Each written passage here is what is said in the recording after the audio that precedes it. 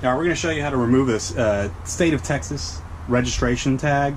They redesigned these a few years back and they're pretty easy to remove, but I just want to make a quick video showing you how to do it. Basically all you need to do is take a razor blade. They do make some with handles, which is a little bit easier when you're in the car. But all you need to do is get underneath the corner like that, kind of pinch it, and it pulls right up. Super easy.